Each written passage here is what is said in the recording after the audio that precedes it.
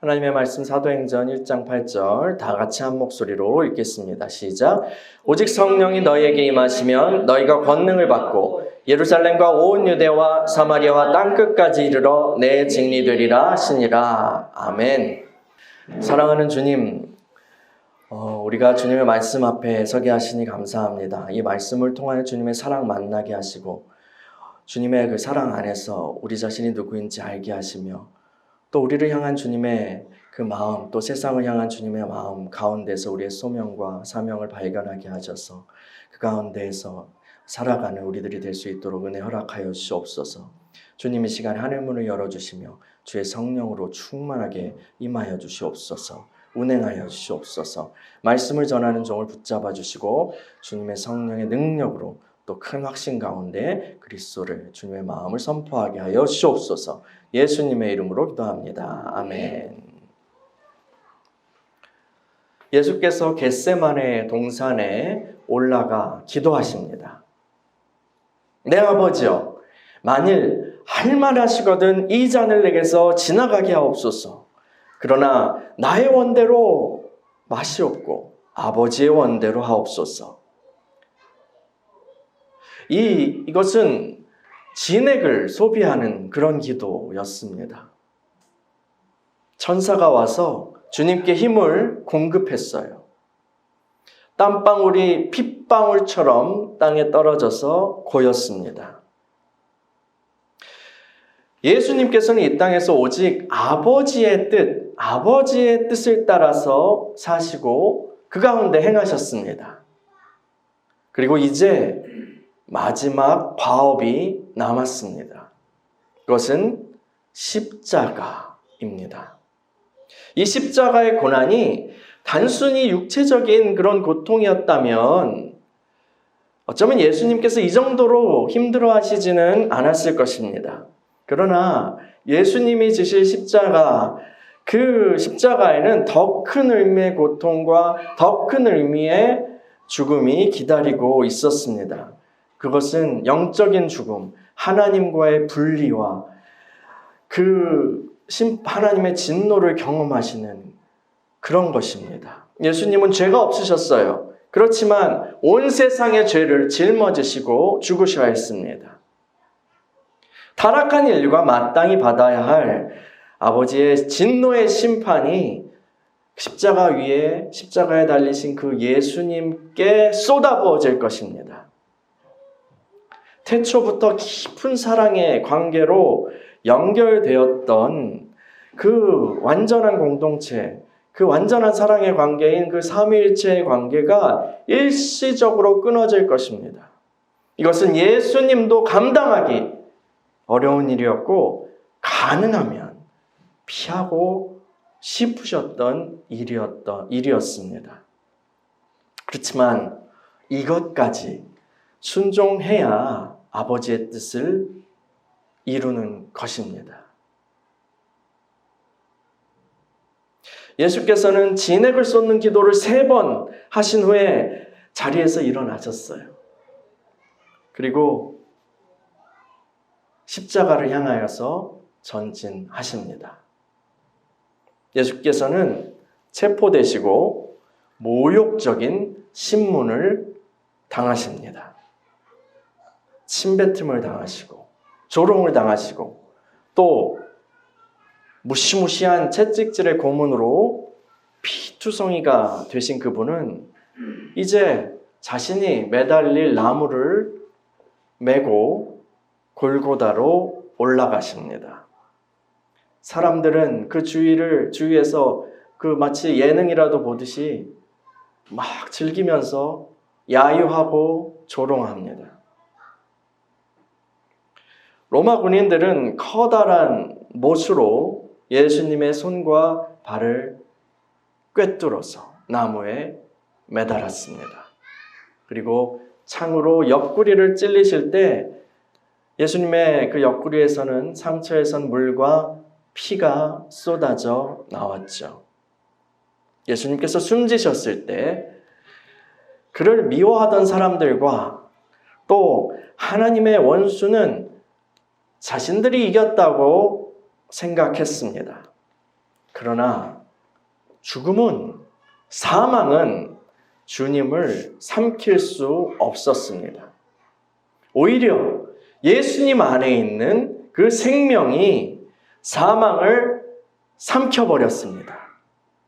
하나님께서는 성령으로 예수님을 일으키셨고 죽은 자 가운데서 일으키셨고 그를 온 하늘과 땅에 임금이 되게 하셨습니다. 죽은 자 가운데서 부활하신 예수께서는 이제 그의 제자들에게 성령을 부어주십니다. 살리는 영이신, 생명 주는 영이신, 부활의 영이신 그 성령은 그 제자들에게 생명을 주고 그 생명을 더 풍성히 누리게 하십니다. 또한 주님께서는 제자들에게 성령의 권능을 부어주시면서 예수께서 이 땅에서 그렇게 하셨던 것처럼 죄와 사망의 권세 아래 놓인 자들을 구원하는 사명을 감당하게 하십니다. 여러분, 부활승천하신 주님께서 우리에게 성령을 부어주시는 그 두 가지 목적이 있습니다. 첫째는 우리의 구원입니다. 우리에게 생명을 주시고 더 풍성히 얻게 하려는 것이죠. 그것은 지난 시간에 제가 나눈 바와 같습니다. 두 번째 목적은요, 다른 이들의 구원을 위함입니다. 우리에게 성령을, 생명의 영을 부어주심은 우리의 구원뿐만 아니라 또한 다른 이들의 구원을 위한 것이기도 합니다. 주님께서는 우리에게 성령의 권능을 부어주심으로 그리스도의 증인이 되게 하시는 것이죠. 사도행전 1장 8절을 같이 읽어볼까요? 사도행전 1장 8절 시작. 오직 성령이 너에게 임하시면 너희가 권능을 받고 예루살렘과 온 유대와 사마리아와 땅끝까지 이르러 내 증인이 되리라 하시니라. 아멘. 할렐루야. 생명의 영이신 성령은 우리를 살리실 뿐 아니라 우리를 통해서 또한 다른 이들을 살리시기를 원하십니다. 성령께서는 우리에게 그 복음 증거, 복음 전파, 복음 사역을 위한 권능을 부여해 주십니다. 여러분, 복음 사역의 기초는요, 전도입니다. 믿지 않는 이에게 그리스도를 전하는 일이죠. 예수 이름을 전하는 것입니다. 하나님께서는 전도라는 어찌 보면 굉장히 미련한 방법으로 사람들을 얻으시기로 작정하신 것이죠. 우리의 구원은 하나님의 그 마음 속에서부터 시작된 거예요. 하나님의 선택으로부터 시작된 것입니다. 하나님이 택하셨기 때문에 우리가 생명을 얻은 것이죠. 그 교리로 인하여서, 그 말씀으로 인하여서 우리는 우리의 근거를 흔들리고 요동하는 세상이나 우리 자신에게서, 우리 자신의 변덕스러운 상태에 보이는 어떤 것에서 찾지 않고 하나님, 요동치 아니하시는 하나님께로부터 찾게 되죠.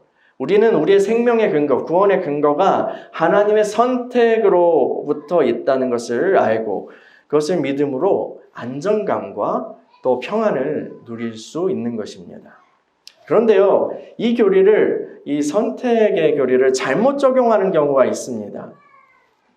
구원받는 것은 하나님의 선택에 있기 때문에 복음 전도가 필요가 없다고까지 생각이 미치는 거예요.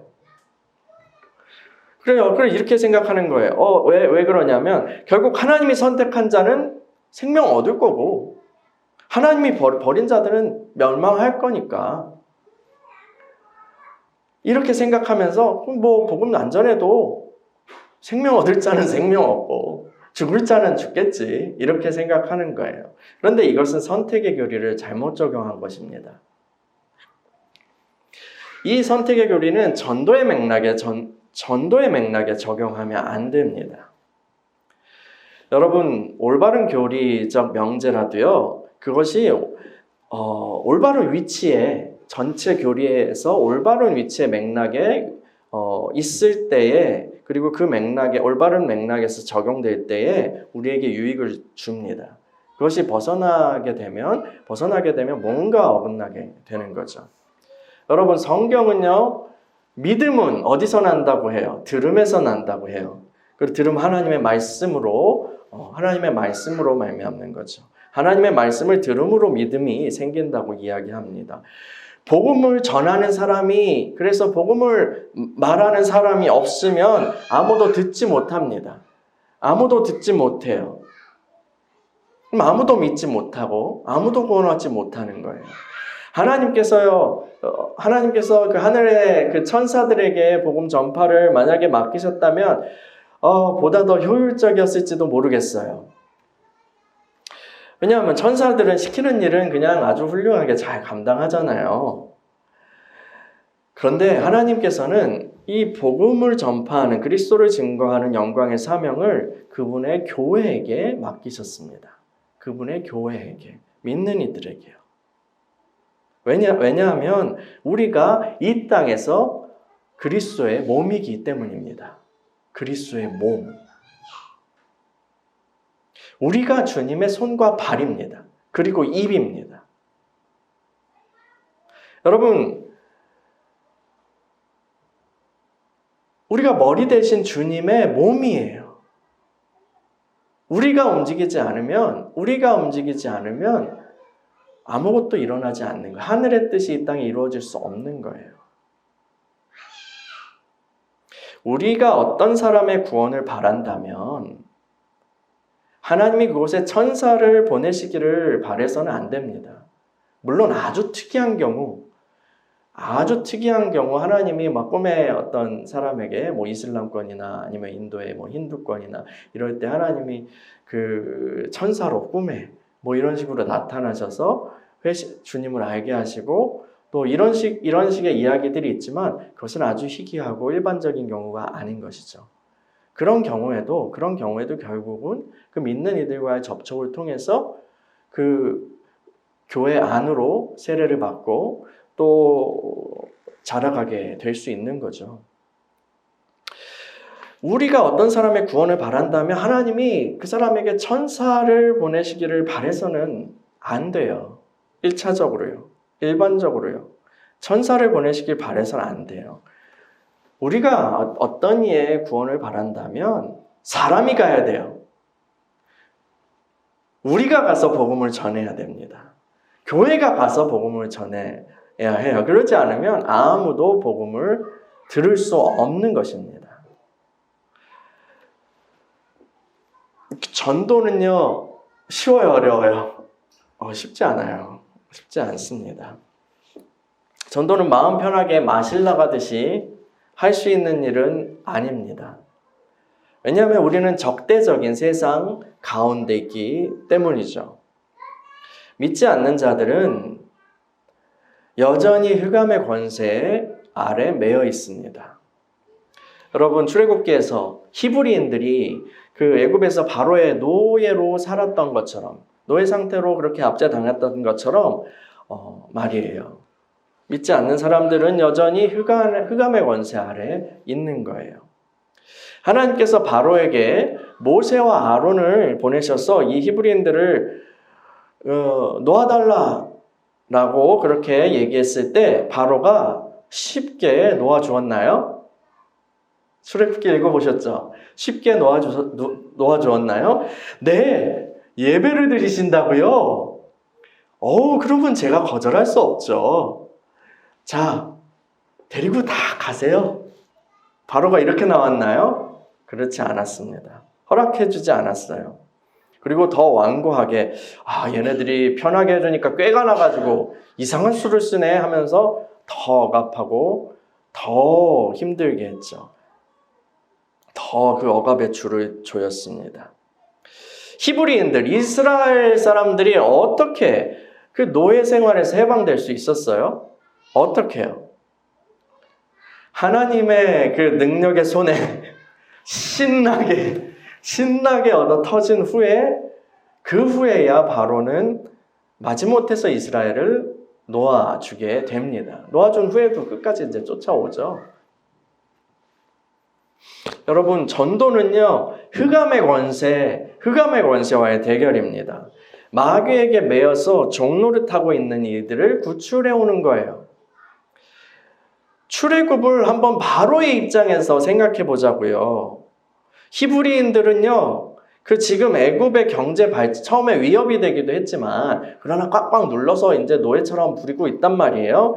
그래서 그 노동력 덕분에 애굽이 이제 경제 발전이 아주 잘 되고 있어요. 그런 경제 발전에 이바지하는 소중한 노예들이란 말이에요. 이제 잘 억눌려서 말도 잘 들어요. 이들은 바로의 자산이에요.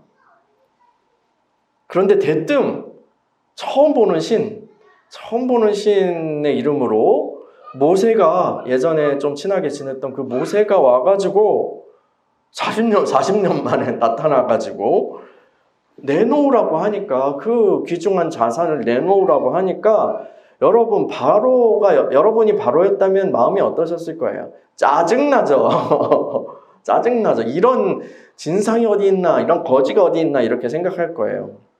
왜 내 걸 뺏어가는데? 그러면 바로가 그렇게 완악한 것도 이해가 가죠. 전도는 마귀의 심정, 우리가 전도하려고 할 때 마귀의 심정이 이렇단 말이에요. 전도는 마귀의 소유물을 빼앗아 오는 거예요. 마귀의 집 소유물을 빼앗아 오는 거예요. 정확하게는 하나님께서 되찾으시는 것이지만 마귀 입장에서는 아니에요. 이건 내 건데, 내가 처음부터 내가 갖고 있었던 건데, 야, 왜 내놓으라 그래? 얘는 내 밥이고 내 집인데 왜 내놓으라 그래?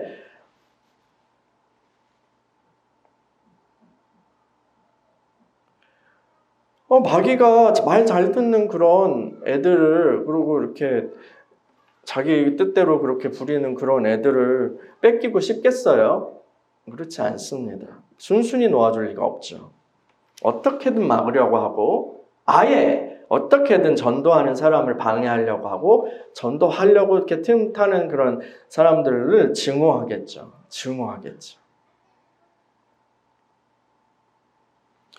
주님께서 이렇게 말씀하셨어요. 강한 자를 결박하지 않고서는 그 집에 세간을 빼앗아 올 수는 없다. 먼저 강한 자인 마귀를 결박한 후에야 그의 집을 강탈할 수 있는 것입니다. 강한 자인 마귀를 결박한 후에야 그 집에 있는 세간을 빼앗아 올 수 있는 거예요.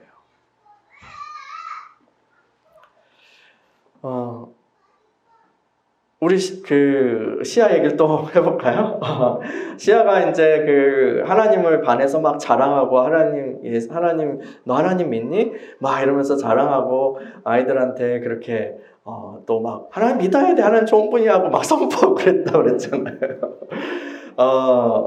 이제 그런 맥락에 있었는데, 이번 주에 어떤 시아 마음을 아프게 하는 일이 있었어요. 친한 친구인데, 어린이집 때부터 이렇게 친하게 사귀던 어떤 친구인데, 그 친구가 다른 친구한테 시아가 들리는데, 야, 쟤는 어린이집 6살 반 애들보다도 훨씬 작고, 완전히 키가 작고, 막 그래? 막 이런 식으로 얘기를 했던 거예요.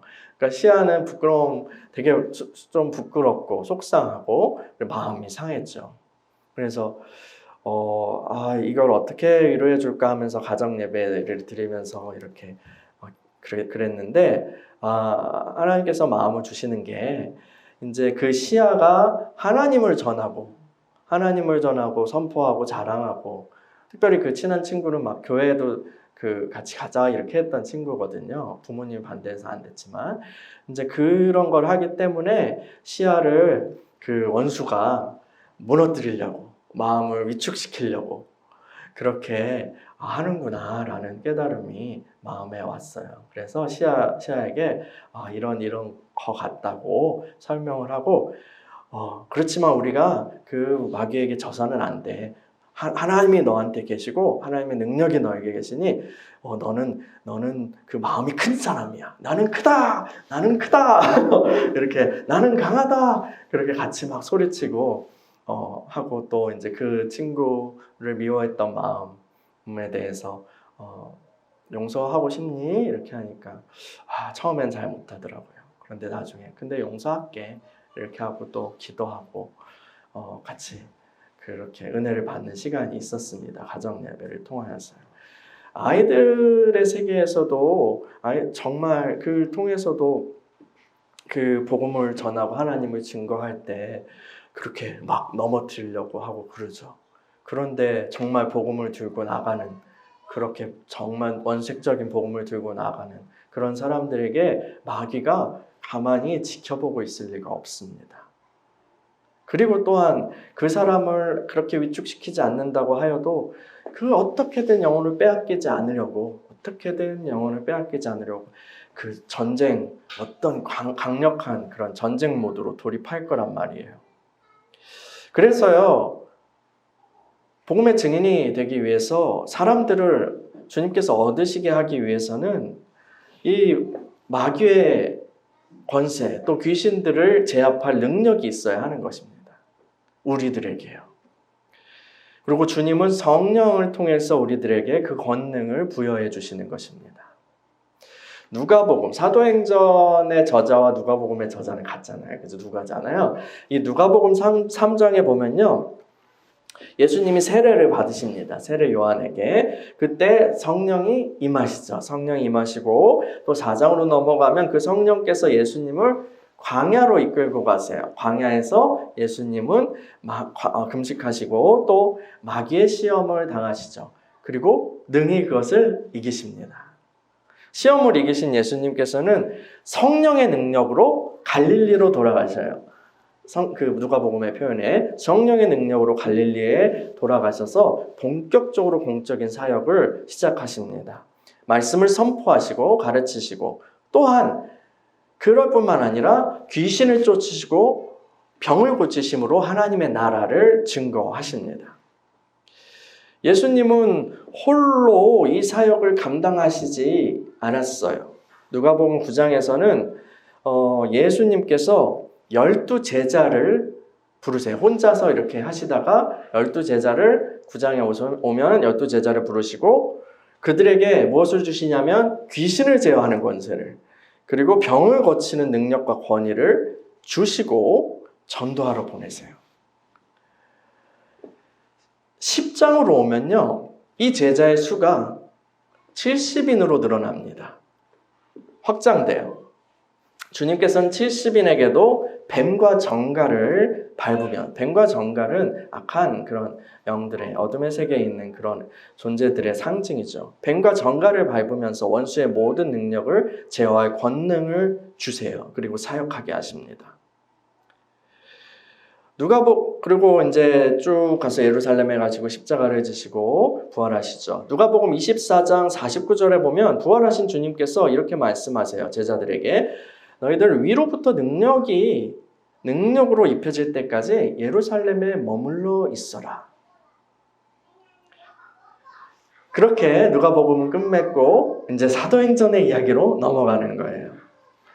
사도행전에서는 120명의 제자들에게 성령이 임하셨고 복음 사역을 위한 그 권능을 부어주십니다. 사도들과 다른 제자들은 이 권능으로 복음을 전하고 초대교회는 크게 부흥하게 되죠. 이 성경에 기록된 초대교회뿐만 아니라 교회 역사 속에서도 이 말씀을 믿고 성령을 의지하고 예수 이름을 전하는 그런 증인들에게는 이 성경에 기록된 주님이 말씀하신 권능이, 보이셨던 그 권능이 함께 했습니다. 성령의 권능이 역사할 때 흉악의 결박이 끊어지고 사람들이 주님께로 돌아오는 역사가 일어나죠. 그리고 지금 이 시대의 우리에게도, 예수의 증인으로 받은 우리들에게도 이러한 능력이 필요합니다. 어떤 이들은 이런 권능은 성경이 완성되기 전에 일시적으로 나타났던 그러한 특별한 은혜라고 말하고 싶어 합니다. 근데 그것은 말이 안 되는 이야기예요. 물론 우리에게는 소중한 이 성경 66권이 또 한글로 번역된 이 아름다운 말씀, 이 책이 있죠. 이건 주님이 우리에게 주신 소중한 놀라운 선물입니다. 그런데요, 지금 우리 세대에도요, 이 성경의 하나님, 성경이 계시하신 그 예수 그리스도를 믿지 않는 사람들은 여전히 많습니다. 여전히 많죠. 그리고 이 시대 그리스도에 대한 반감이 우리 세대 안에 정말 충만합니다. 우리는 전도하면서 복음을 전해야 하고 그러기 위해서 강한 자를 결박해야 합니다. 주님의 권능으로 강한 자를 결박하고 사람들을 찾아와야 해요. 주님이 얻으시게요. 우리는 성경에 계시된 이 성경에 계시된 그리스도의 복음을 전파해야 합니다.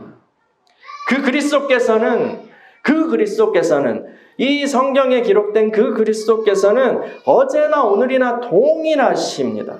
어제나 오늘이나 동일하신 분이에요. 그 그리스도께서는 이야기 책 속의 상상의 산물이나 아니면 과거 역사에 기록된 어떤 그런 인물, 이 성경이 그런 기록물이 아니라 그 그리스도께서는 지금도 성경의 그리스도께서는 지금도 살아계셔서 우리를 살리시는 주님이십니다. 저는 그 살아계신 주님께서 이 시대에도 여전히 교회에 성령을 부어주시고 권능으로 주님의 말씀이 진리라는 것을 교회가 우리들이 증거하기 원하신다고 믿습니다.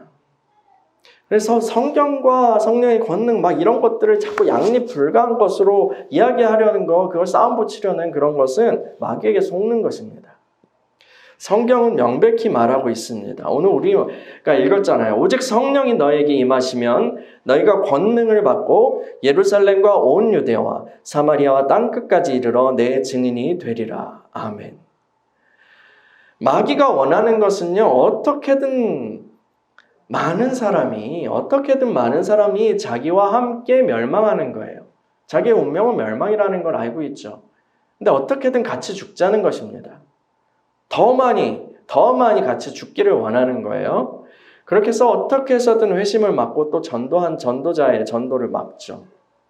그런데 하나님의 권능이 교회에 임하고 주의 권능으로 무장된 전도자들, 그 하나님의 군대가 일어난다고요?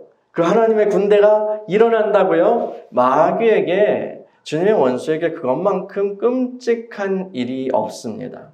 여러분, 지난 시간에요, 그 육신과 영에 대해서 얘기하면서 육신으로는 죄와 사망의 법에 끌려갈 수밖에 없다고 했어요.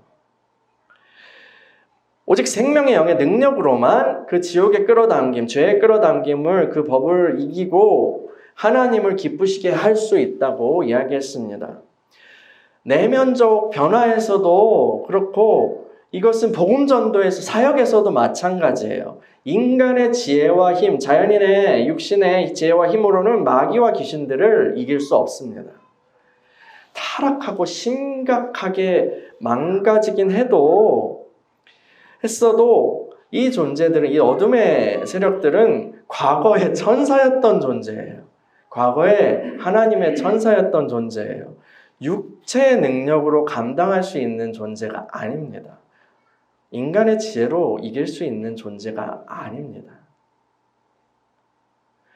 우리가 그들을 제압할 수 있는 유일한 길은, 그 강한 자를 결박할 수 있는 유일한 길은요, 그들보다 더 위에 있는 존재로부터 오는 힘을 의지하는 것뿐입니다.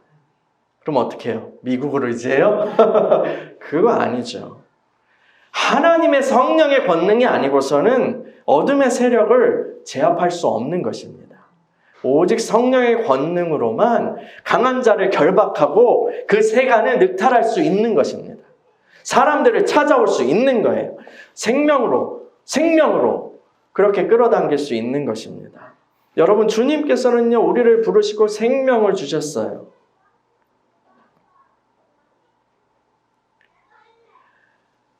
또한 주님께서는 우리를 세상 가운데로, 그 부르시고 생명을 주신 후에 세상 가운데로 보내십니다.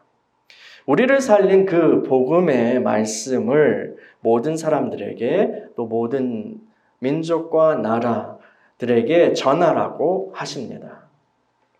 주님께서는 우리에게 전도의 사명을 맡겨주셨습니다. 우리가 가지 않으면, 내가 가지 않으면 그 사람들은 주님을 알지 못하고 멸망하게 될 것입니다. 우리가 가지 않으면 그곳의 사람들은 여전히 흉악의 권세에 묶인 채 있게 될 것입니다. 주님은 우리를 살리시고 우리로 하여금 살리는 일에 동역자가 되게 하셨어요. 주님께서는 이 일을 위해서 그의 몸에 주의 성령을 부어주십니다. 살리는 영은 우리를 통해서 사람들을 구원하는 그런 권능으로 역사합니다. 부디 이 성령의 권능을 무시하지 마십시오. 장비 없이 맨몸으로 불을 끄러 가거나 장비 없이 맨몸으로 무기 없이 전쟁터에 나가는 것은 어리석은 일입니다. 주님은 우리를 맨몸으로 내보내시지 않습니다. 네 돈으로 사서 불 꺼라. 소방관들이 그런 거 되게 어려움을 토로했었잖아요. 그 예산이 안 나와서 장갑, 장비 이런 것들을 자기 돈으로 사비로 사야 했다고. 말도 안 되는 거죠. 근데 주님은 그런 분이 아니에요. 주님은 아주 좋으신 분이에요. 주님은 우리를 맨몸으로 내보내시지 않습니다. 주님께서는 우리에게 성령을 부어주시고 능력을 부여해 주십니다. 권능을 주셔서 그의 증인의 일을 감당하게 하시는 거예요. 여러분, 이 권능은요, 그 옛날 모세가 그 강대한 애굽 땅의 신들과 바로 앞에 섰을 때 그 모세와 함께 하셨던 그 하나님의 능력입니다. 여러분, 이 권능은요, 그 옛날 엘리야가 아합과 이세벨 그리고 바알과 아세라의 그 군대와 싸울 때에 함께 하셨던 그 주님의 권능입니다. 이것은 주님이 이 땅에서, 예수께서 이 땅에서 행하셨던 그 성령의 권능입니다. 이 권능은 베드로와 또 주님의 제자들을 통해서 나타났던 그 권능입니다. 이 능력은 거대한 그 로마 제국의 황제와 그 뒤에 있는 어둠의 군주와의 대결에서도 결코 물러서지 않았던 그 사도 바울, 하나님의 장군 사도 바울과 함께했던 그 권능입니다. 이 능력은 교회사의 여러 일꾼들과 전도자들과 함께 하셨던 성령의 권능입니다. 그리고 지금 이 시대에도 이 성령의 권능과 함께 나아가는 그리스도의 증인들이 필요합니다. 한 사람, 두 사람으로 만족할 수 없습니다. 영적인 영웅들 몇 사람에게 나타나는 성령의 권능으로는 지금 이 시대에 그 어둠을 뚫고 사람들을 얻을 수가 없습니다. 이제 이 시대에는 주님께 헌신된 저와 여러분 같은 평범한 성도들의 군대가 일어날 때입니다. 어둠이 깊을수록 천국의 지원도 더 강력할 것입니다. 평범한 성도들이 가정에서, 직장에서, 학교에서 권능으로 복음을 전하게 될 것입니다. 김 집사님, 문 권사님, 송 집사님, 또 주일학교에 다니는 그런 아이들이 강력한 성령의 능력으로 마귀의 권세를, 귀신들을 제압하고 병을 고치고 예수께서 그리스도이심을 선포하게 될 것입니다. 하나님께서 성령의 권능으로 무장된 그분의 군대를 일으키실 것입니다. 머리 대신 주님께서 성령으로 우리와 함께 싸우시고 흉악의 결박에 매인 수많은 사람들을 해방하실 것입니다. 자, 이 주님의 군대에 자원하실 사람이 어디에 있습니까? 이 주님의 강력한 군대를 위해서 자원 입대하실 분이 어디에 있습니까? 누가 하나님의 나라를 위해서 입대하시겠습니까?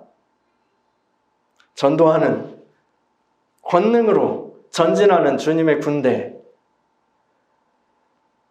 그 군대 입대를 원하시는 분들은 자리에서 일어나시기 바랍니다.